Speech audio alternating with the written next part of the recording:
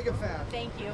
Good answer, Tyler, just one time. There it is, Tyler, right there. It's the experience, you know, like he wants to create an experience for his crowds. He puts so much time and energy into his like live show and his concerts that I wanted the documentary to feel the same way. Like just get in, kind of let go of what your traditional thought of what a documentary is and just like ride along in the film.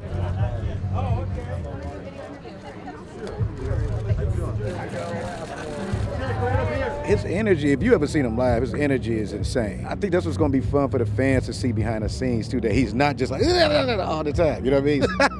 And I resonate so much with this, and I'm so happy to be here, so excited to see the documentary, Look Mom, I Can Fly.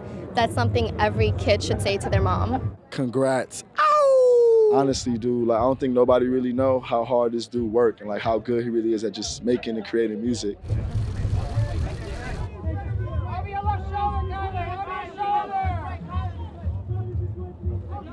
She's always a scene stealer in